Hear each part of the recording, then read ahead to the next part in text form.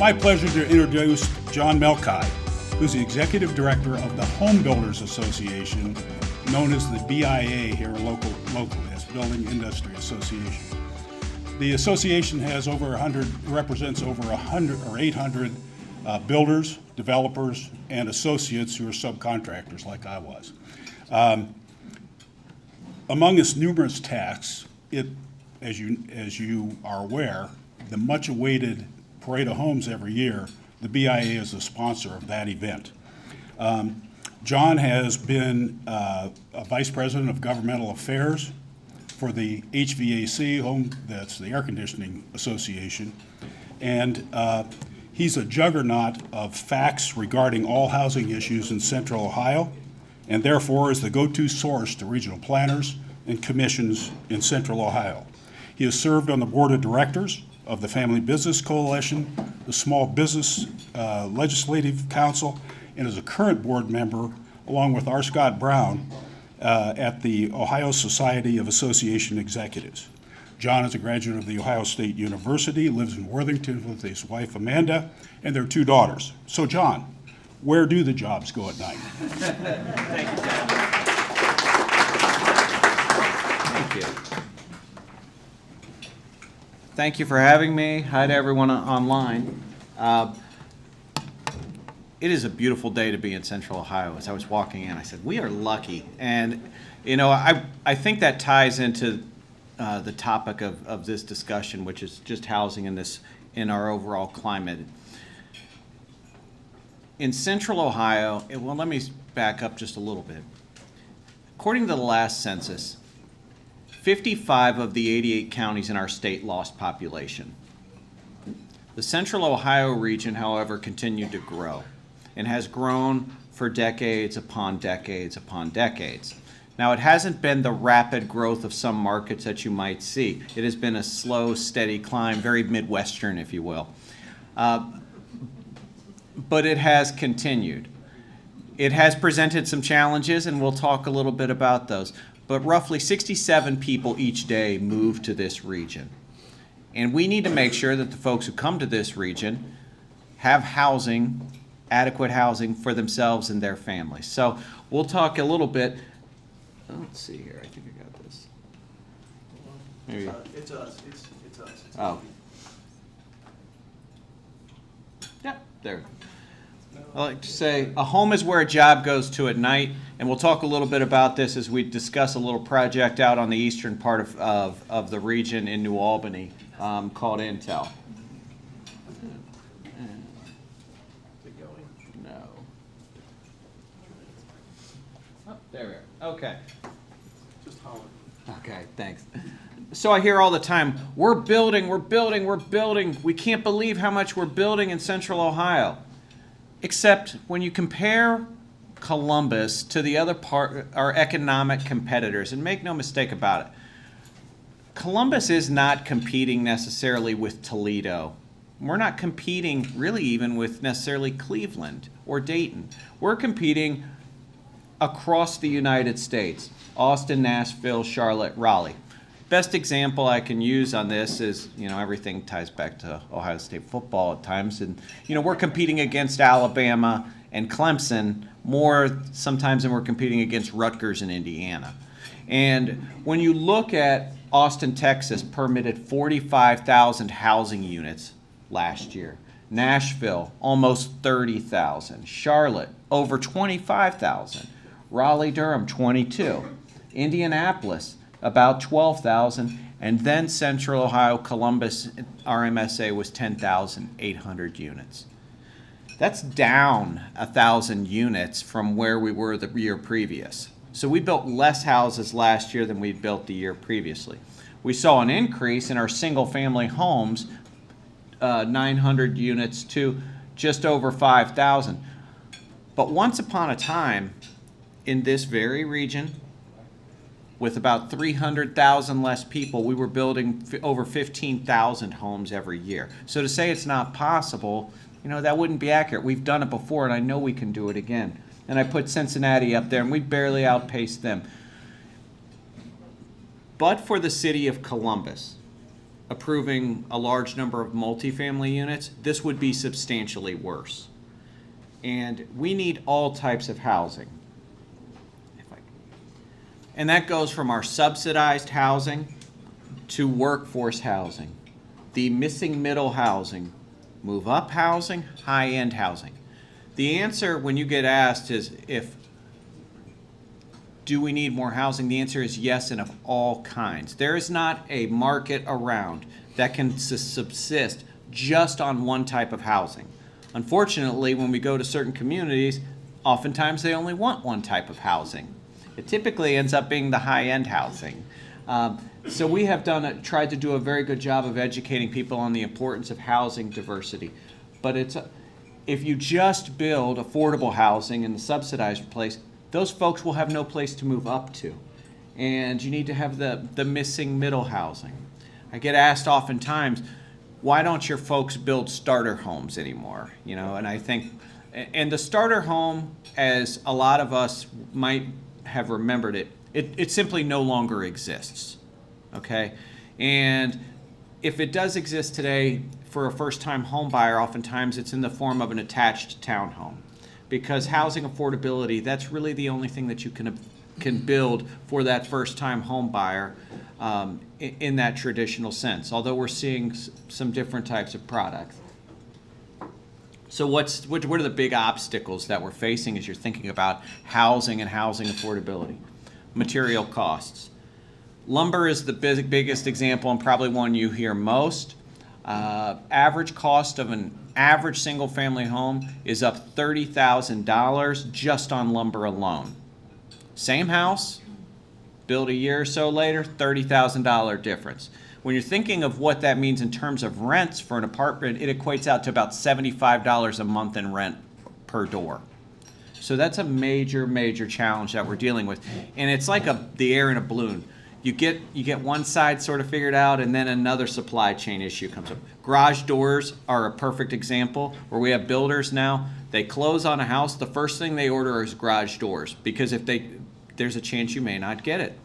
I have builders that are tracking their appliances. A builder who built a multi-million-dollar custom home in New Albany and had to put scratch and dent appliances in it because the custom appliances they had ordered they were off in the Atlantic Ocean someplace, maybe getting here, maybe not.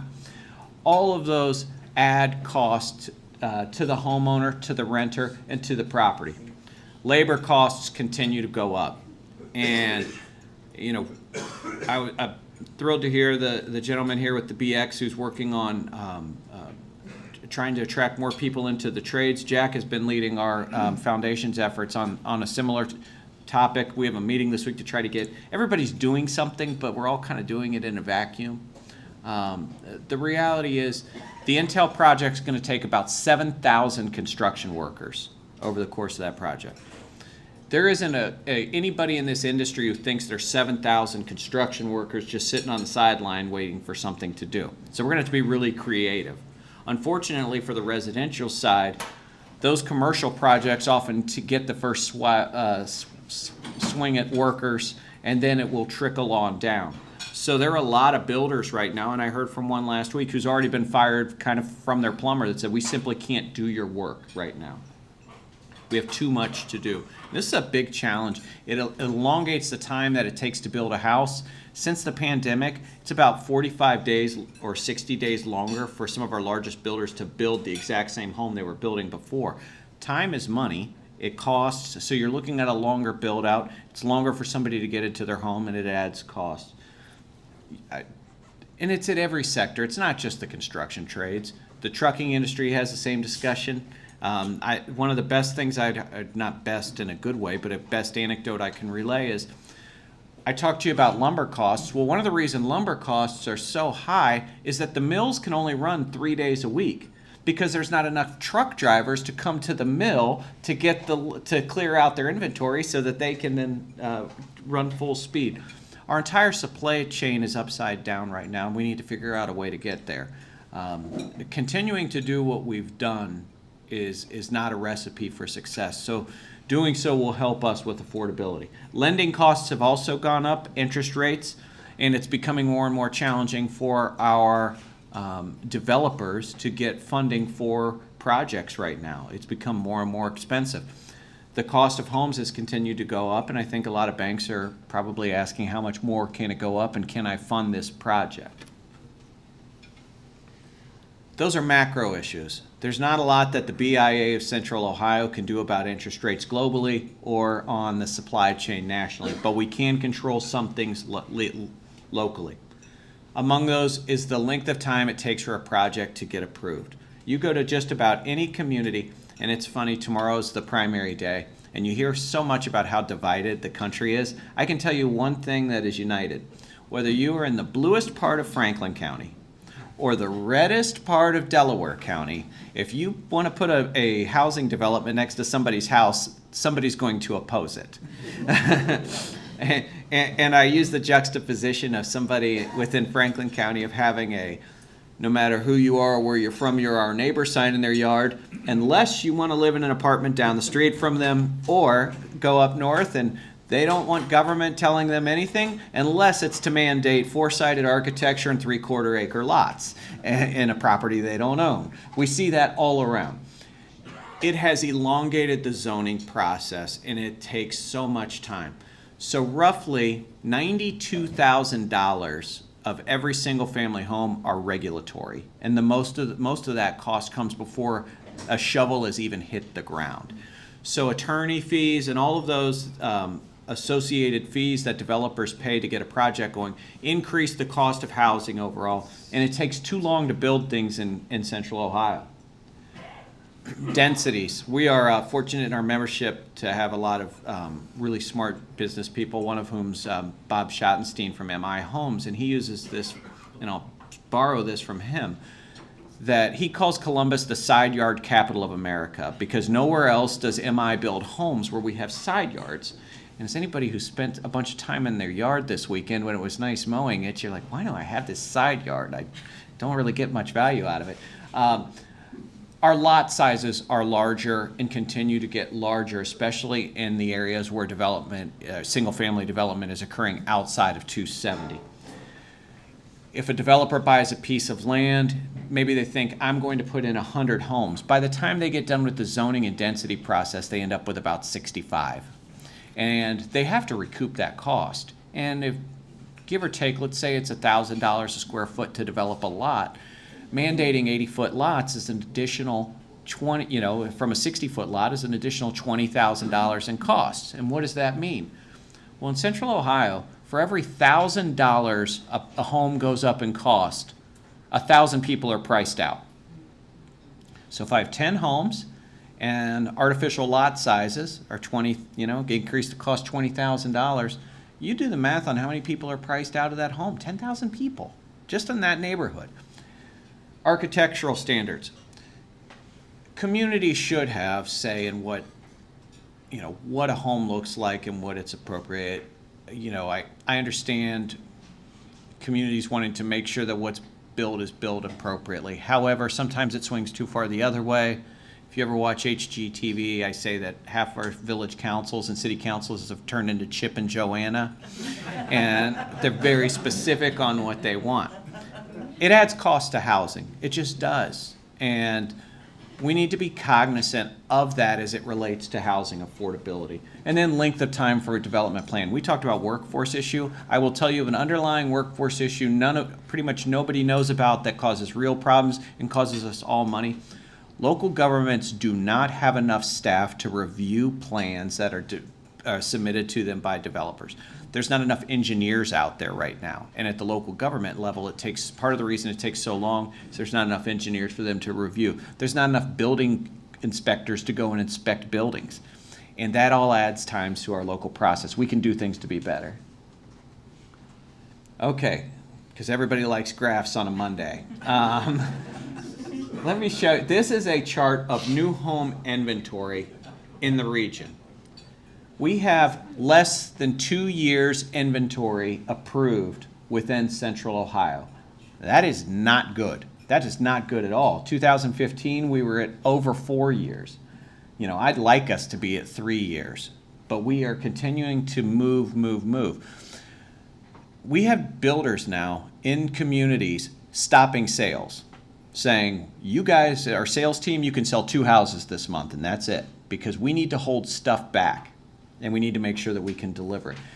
So when I talk about the need to approve lots, just because I approve a development, it's going to take a few years for that development to get built and to get moving. And because we had not approved developments at the pace we should have been, the chickens are coming home to roost. And builders are going to have to raise their costs, as their inventory gets reduced. This is an interesting chart. On the bottom in orange is the cost of sales, home sale for an existing home in Central Ohio, and the top blue is of new construction, single-family homes. As you can see, once upon a time, they were relatively close to each other. And then we started to see the delta as the market picked back up again. We weren't building enough homes to meet the demand that was in there. Our association projected, and this has been backed up by Morpsey and others, we should be building between 14,000 and 16,000 housing units annually. And again, last year I said we built 10,800. So that, that gap keeps growing, which puts a huge cost on rent and on the price for somebody buying a home. And as you can see, since the pandemic, the cost of existing homes has continued to go up substantially. There's simply not enough inventory on the market. And what does that mean? That means that in our region, only 63% of our residents in Central Ohio can afford to buy a house. And that number was 76% in 2012. So over a decade, think about that, a 13% drop in the amount of people in this region who can afford to buy a house. New homes, for only 45%. That number has gone up a little bit. But you can see the precipitous decline that we faced as the housing costs continue to rise. And somebody had asked me earlier, they said, well, why were you able to build out so many houses before? How many are you familiar with the win-win areas of Columbus, which are City of Columbus, suburban school districts? Those were primarily where a lot of the homes were being built. And the decline in housing that we actually started before the Great Recession. It started once the win-win areas of Columbus were built out, in our suburban county and exurban counties around never absorbed the housing costs that they could have and should have. And that's kind of what has put us at this point today. I always like to talk about some of the facts about construction because people are unaware of what goes into it. But for every single family home that built, 2.9 jobs are sustained in our market, and over $130,000 in taxes are contributed, and 1.5 per multifamily unit.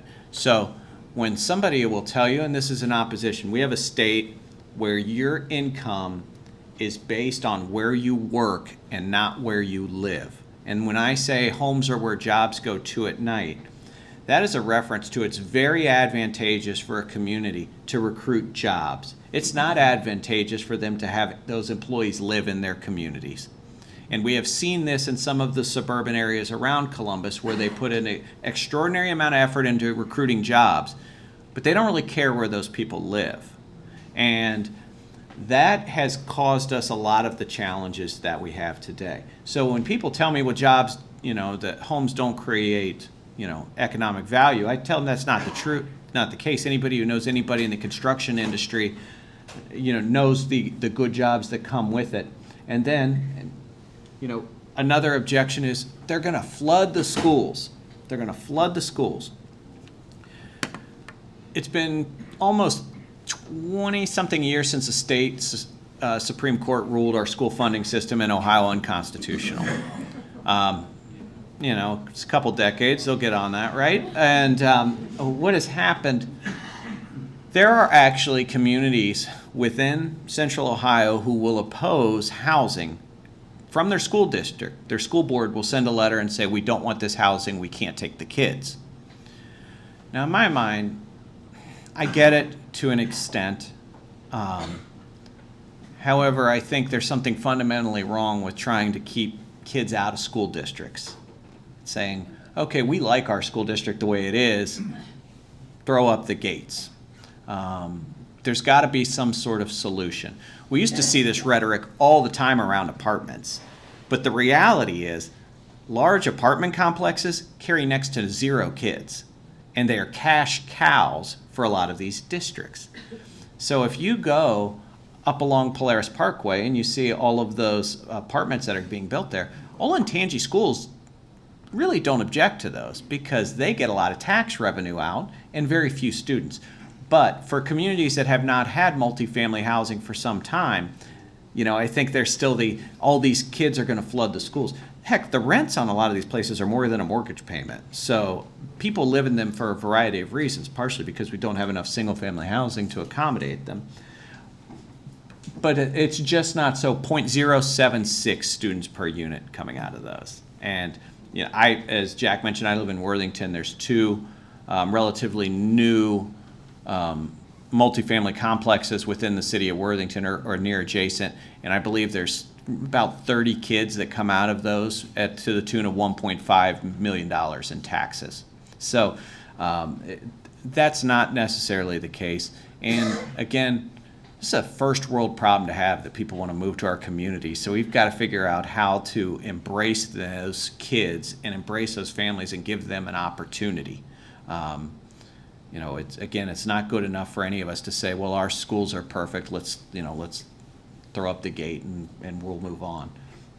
So I have a couple more points, but I want to make sure my contact information's up there in case anybody has any questions, or before I start taking questions.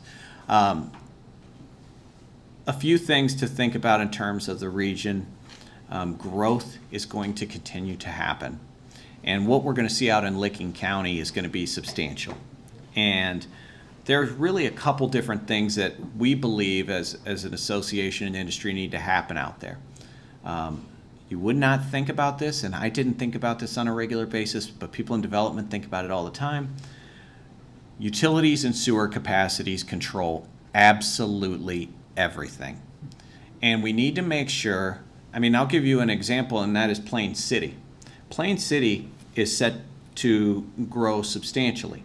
They've approved a lot of housing. However, they have currently no sewer capacity to handle any of the homes that they've approved.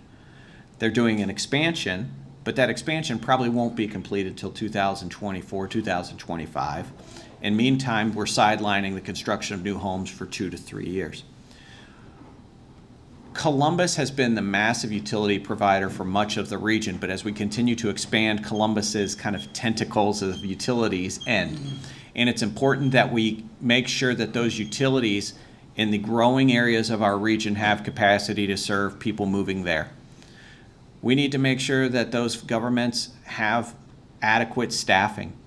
And it sounds crazy to think, but Licking County is not going to see any of the revenue from this Intel project for years. But the pressure on them up front to have the road system and to have all of these plans done is going to be overwhelming. Because I joked when they made that announcement, I could have had a membership event out in Western Licking County because half my members were out there looking for land. And they're going to see a lot of pressure. We need to make sure that they have that they have adequate staffing from the state. And we also need to make sure that their land use plans are updated. Columbus is updating its zoning plan for the first time since 1956. If you haven't updated something since the Eisenhower administration, you might want to take a look at it. And that's where we're at with the city of Columbus and some of the other municipalities. Where do we envision growth going? It should go from 270 to all of your county seats outlying the county. You've already see it up to Delaware. Continued growth out to Marysville. You're going to see it out to Newark, Lancaster, Circleville, and London. I'm hearing more and more about people looking in those areas, not just because they're great communities to live in, but because they're having so much difficulty in getting zoning approvals closer to the city that it's forcing them to look elsewhere. So that's an area. And then the last thing I'll say, again, in terms of Columbus, it's just something to keep an eye on, is last week a petition was presented with the intention of collecting signatures for a ballot referendum sometime either between the fall or the next spring's primaries to establish rent control within the city of Columbus. That's something I think you're going to see a large opposition from our industry and others. I think the people who are circulating this are certainly well-intentioned people, and I think trying to find housing for folks is a good example, or is a well-intentioned. We all need to work together on this. But I would tell you that the Mid-Ohio Regional Planning Commission, MORPC, came out with a housing strategy. It had 107 different ideas for improving housing access in Central Ohio. Not one of them was rent control. And that's because we've seen study after study show it doesn't necessarily work the way people think it will work. And at a time, you know, what I'd like to say is let's just try to meet the demand that's in the market first and build adequate units, and then we can kind of see what happens. There certainly needs to be increased rental support and things that we can do. But I think that's probably a step, an aggressive step too far that's going to have unintended consequences. So, and this is the first group I've seen who has a speaker's clock, which is fantastic. So, thank you. I will stop because I could keep talking, but I will stop and answer some questions. Yes. What effect do you think racism has on your numbers? The question is, what effect do I think racism has on the numbers? I think historically a decent amount, a big amount, because of the zoning codes were initially established to put certain people in certain areas, and that has continued. Now, do we have what is called exclusionary zoning, where they say we don't want, you know, certain types of people living here? And one of my first jobs was in the recorder's office at Franklin County, and you could see on the deeds where it said certain type of people could not live there. And so to that flagrant extent, it's not. What I would tell you is the backdoor exclusionary zoning is design standards that basically mandate a cost of a house at a certain level. And with that, you're saying we only want these type of people living here. And the other thing is, you know, again, it probably doesn't do me any good to go around and saying you're racist for not wanting this development. There's reasons people don't like certain developments. I think some of the things that we've heard surrounding multifamily housing, I guess I wouldn't be proud of them, of some of the reasons some communities give to oppose them. Yes. So we all experienced the 2008 bubble burst. Yeah. History says that this will turn another direction. We didn't even have inflation in the 2008 deal. We're going to be seeing some, I don't know whether it's going to be hyperinflation or just inflation. We're already seeing it. There will be a recession coming. The Intel thing may delay it for the Columbus market. When do you think this is going to slow down? That's a really good question, and the question reminds me here to repeat the question for the folks online. Again, very nice for us speakers. What impact do I see inflation having, and when is, if I'm okay to summarize, when the bubble burst? You know, it's interesting, when you look at historic numbers, the most homes we ever built in the state of Ohio were in the 70s, which was not exactly an inflation-friendly time. So I think we'll definitely, you know, when I talked earlier about the 1,000 people per $1,000 being priced out, that's obviously going to have an impact. I think what is different here is the supply and demand issues just haven't changed. So even if the price continues to go up, I think that's probably going to, and a recession hits, I think that's going to bring more people to Central Ohio as opposed to less, because this is where the jobs are. So until something changes where the migration patterns to Central Ohio stop, it's really hard to see us getting terribly upside down on housing. As it relates to across the United States, housing costs here are really affordable. And I think that's been an economic advantage for our entire region over time. Clearly, I think you'll see it first probably in some large projects, and we'll see, you know, some, you know, if they continue to build out. Things that are in the pipeline are still going to happen. It'll be hard to quantify how many projects don't happen because they run the numbers and say, I just can't make enough money on that project right now. Yes, sir. You mentioned 10,000 houses being built. What levels are those houses cost-wise? I mean, lower end, middle end, high end? They're all across the spectrum, including everything. That's every permit that's being pulled in this region from multifamily.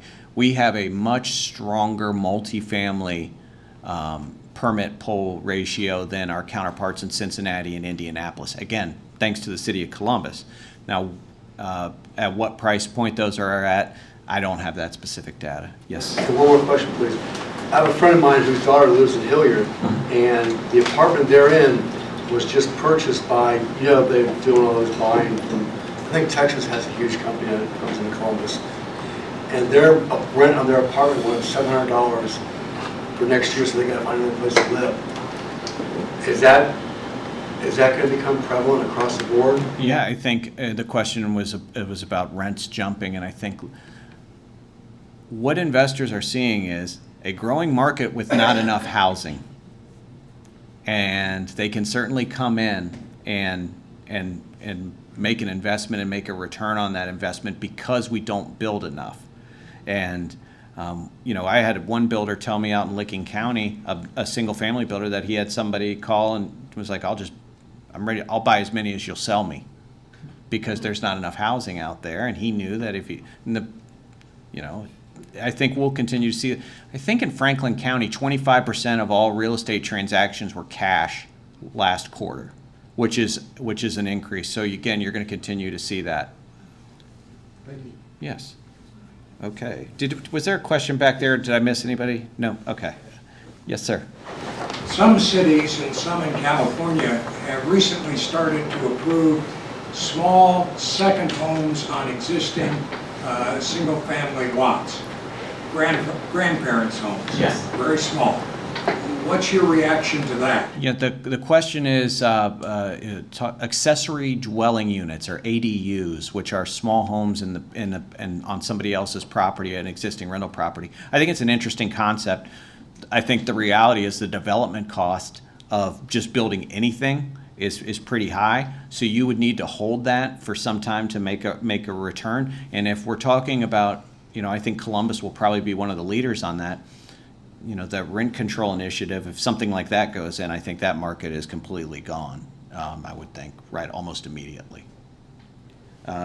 In the back and then right in front. I guess that's interesting. In the West Fifth Avenue area, there's a lot of that being done. Mm-hmm. And there are a couple of developers that are doing that commercially, not for renters. I guess one question is there any way we can induce people from Central America and Mexico to come here to build houses? It's a great question. Really, since the question is, can we induce new Americans to come in and build homes? Listen, since the 2000s, we've been at a net zero migration. And the Great Recession happened. A lot of people left this country and never came back that worked in this industry. I think we've got to do everything we can to attract new workers into Central Ohio, or wherever they may come from. This is a great industry. The opportunity ladder in the construction industry is second to none, in that we have more owner-operated companies in residential construction than just about any trade that's out there.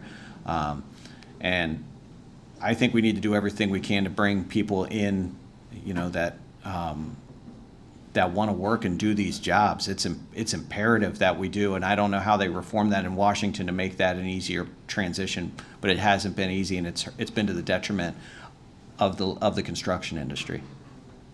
Yes, sir. There was an article last week about people being surprised that there was office workers are not going back into the office or refusing to go back. And I think it was kind of focused on New York, and might be, but they generalized it for the rest of the country. So the work from home, is that, do you see much effect from that? Has that changed the design of housing? The question is, how has work from home impacted the housing market? I think nothing like being stuck in your house for a few months to make you think about your house. And I think we've seen a lot of remodels and a lot of people interested in moving based upon that. Yeah, I think you're seeing definitely a home office component into a lot of the new construction. On the remodel side, I think we're seeing a lot of folks try to outfit some space for that. The other thing that doesn't tie into the design of homes, but I think will be interesting is, I mentioned earlier that taxes are based on where somebody works. Well, I think there's some Supreme Court cases and stuff going on down the street for those people who are working from home and where those tax dollars are paid. And I think you're going to see we're at an inflection point with that, and it could have an impact on housing and people maybe not viewing housing as negatively as they might otherwise. We have time for one more. Okay. Yes, ma'am. You guys can tag team one and ask it together. Yeah, we can do a two-parter, but I'll allow it. I'll go. Back in the day when I worked for the Columbus Board of Realtors, in early 90s, infill housing was a big thing. In Homeport, Homes Housing Partnership was trying to do that. Are there any opportunities for more infill housing, or has that been filled? The question is infill housing, and yes, there's opportunities there, and there's a lot of great, the Land Bank and Kokosik in Central Ohio do a really good job of trying to identify that. We're doing better on some of those projects. I think some of the challenges are the numbers of building and rehabbing the homes continue to go up in cost, so finding people to do that. I think when I showed the lot shortage that we have in the region, I think a lot of our smaller builders are going to start returning to infill projects because they're able to do it. You see a lot I think there were 80 in Upper Arlington last year. You're going to continue to see some of those in the suburban areas, as opposed to maybe building out. They'll buy an existing house in a community, or somebody might have 2 lots. They'll buy one from them, tear it down, and rebuild it. But definite opportunities there. And also refitting some big box retail and some of the other things that are no longer there. I had read a story about, I think you'll start to see it as converting office into multifamily housing because they've already got the infrastructure in place. Are you optimistic at all? It seems like there's a lot of potential here, but there's so many hurdles. Are you concerned about this all sort of imploding, or do you see kind of a light at the end of the tunnel somewhere? How do you... Depends what time of day you ask me. No, listen, the question was, am I optimistic or am I concerned? I'm optimistic by nature, or I probably wouldn't have this job. We live in a great country, in a great state, and in a region that's growing. You can't give the presentation I just gave you in some parts of this state. Can't do it. So we joke about first world problems. The fact that people want to continue to move here, it tells us something about the community that we have and the opportunity that we have. Are there challenges? Yeah. Yes, there are. We're gonna have to work really hard and really smart together and be really innovative to show. I like to use the term prosperity with purpose, because I think it is possible for us to grow economically and to lift people up. And part of lifting people up and giving them an opportunity is providing them adequate housing. And we can do that. We can put people to work. And I think in this region, we have enough smart people and enough hard-working people that we can do it. It's not going to be easy, and we're going to have to change the way we think about some things. But absolutely, I feel good about it. Or, I'd probably be looking for another gig or something. But I'm very fortunate to come to work every day and represent an industry of people. And our membership is we have one small remodeler and a large corporate builder, or Homeport, and Habitat for Humanity, and all the folks that go to work every day on behalf of this industry. And we're really lucky to have some of the great companies we do here, and I think if we work together, we'll solve those issues. But listen, it's not promised to us, and I think so I would caution everybody by saying, yes, we have a great opportunity. We are set up for growth and excellence. However, we got to dig in and do the work. In your local community, show up at a zoning hearing. It could be really boring, but it's really important. Write a letter, do those important things, and we can get there together. Thank you.